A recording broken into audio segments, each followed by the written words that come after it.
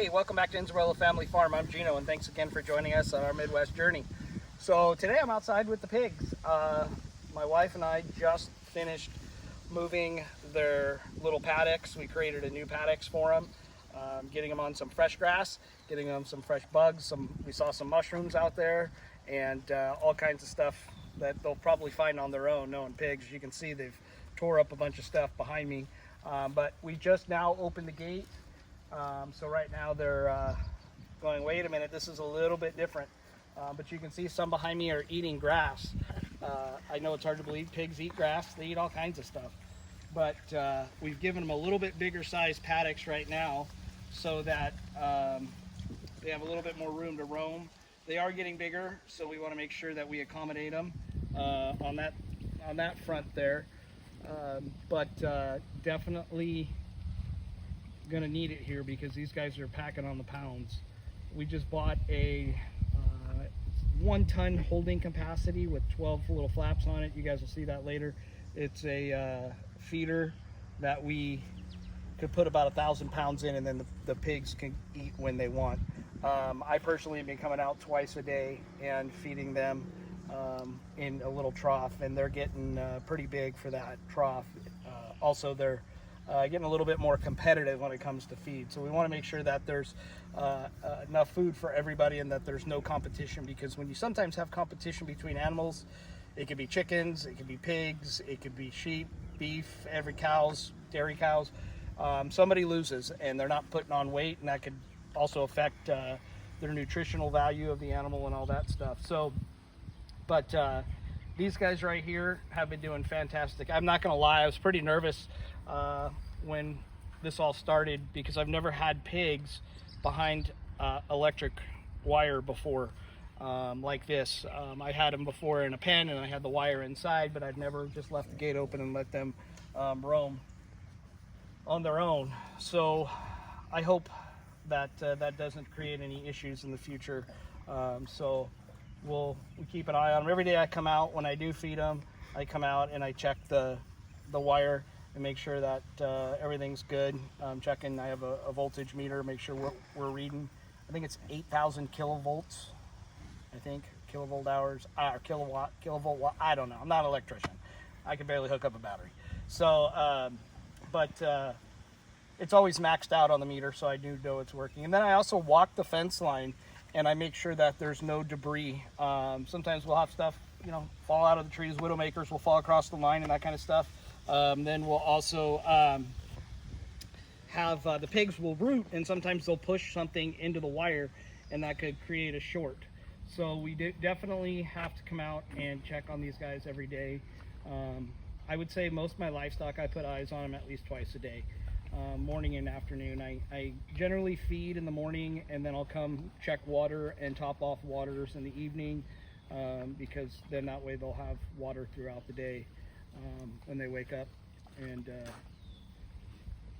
especially if it gets hot too during the day, they have water to them. But yeah, so this is I couldn't even tell you how big this paddocks is. If I were to guess, it's probably 100 feet by probably 80 feet, so, and it's pretty much a rectangle. So but they're interesting, they're fascinating to watch. And like I said, I was pretty nervous about getting pigs and doing them on pasture, but it was a risk I was willing to take just because I watched so many videos on YouTube that I just saw the value of these animals and how happy they were, and some of the finished products of these animals. These pigs here specifically are a Duroc breed. They got a little bit of mule foot in them, but Dad was a registered Duroc boar, and Mom was a predominantly Duroc sow. So Dad was probably, gosh, I don't know, 400 pounds, 400 pounds, and pretty intimidating when I went and met him for the first time. So it's been a fun project so far, and as long as things kind of stay the way they are, I will continue probably to do it in this fashion. Plus, the big thing is if you can see into my woods, we call them woods up here in Wisconsin, or the forest, wherever you're from, but you can see how thick it is, and we want to use the animals to help thin some of this out over time. So it's kind of a benefit for everybody. So you can see what they did behind us. We've had a ton of rain. It actually got a little bit more turned over than I probably wanted it to, but last week we've had almost 4 inches of rain. It has just been crazy. Which has also set us back on doing this project. So today we've had a cloudy day, as you can probably see on the camera there, but it is definitely not raining. It's probably about 73 degrees with a little breeze, so it actually feels good. When you get into the woods here, though, it does get a little humid, so we had to make a run real quick to go grab some water, because I don't know what it is. Every time we do a project, I always forget water, or I'll get it later, or I won't need it. And 10 minutes in, I'm dying. I wish I had water. So let that be a lesson to you folks. Go get some water. Bring it with you. But so this is pretty cool. Watching them all. They're gonna walk most of the perimeter, kind of like cattle and sheep do. I've never had goats, so I'm assuming goats will do the same thing. But they'll probably walk the perimeter, see how much space they have to roam, and then go from there. Oh, I just said how it hasn't rained today. It just started raining. I didn't know I had that much power over the weather. If you're in a drought situation, call me. I'll show up to your state and bring some rain with me, apparently. So, but yeah. Oh, I got a little close to that fence. I almost got zapped. So yeah, so we'll keep an eye on these guys. Probably come out a few more times this evening to check them, and tomorrow do the same thing, just because this is new. We just want to make sure that they're not getting themselves into any trouble. And we had to cut down some brush. We cut down a lot of potential widowmakers over the line, because Murphy's Law, those would fall over and the pigs would escape, and that would be a nightmare.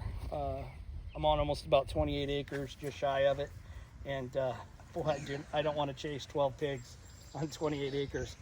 That would be a challenge. Yeah, so look at these guys going out of here. You know, I smell this. Yeah, we got all this room, but we all have to be on the same spot. They probably smell something. There's probably food or something there that they're going after. And a lot of the puddles, we'll see a bunch of worms, believe it or not. Most of them are dead because they got flooded out. And the pigs will find them and they'll eat them, and kind of supplements their diet. So if you go back over here, Sal, you can see along the line there. I don't know if you guys can see the pigs in the camera, but they're right along the line. They're trying to figure out where the boundary is, and they're trying to figure out how much room they have. I think they're going to be pleasantly surprised, though, compared to what they had. They had a good chunk before, but as they're getting bigger, they're definitely going to need more. These guys will get about 300 pounds-ish, so, and they'll probably be in here for a while, and then we'll build another one and then move them. We've talked about doing is cutting lanes east to west, and then cutting lanes north to south. And by lanes, I mean 4 or 5 feet wide, so that we could drive a quad into those lanes, and then we can just continuously make paddocks and open one up, let the pigs go in the next one, close it, and then all we're doing is getting in with the tractor. We can move the feeder I was just describing to you folks, and their water. So we just move it from paddocks to paddocks, or we just leave it on the border of the first one, and then take the wire and just come on the other side of it. So now they're in this paddocks here, and they have access over here. So, but yeah, so, well, it is starting to rain. So we're gonna get out of this rain here for a bit. So stay tuned for more. Thanks for watching.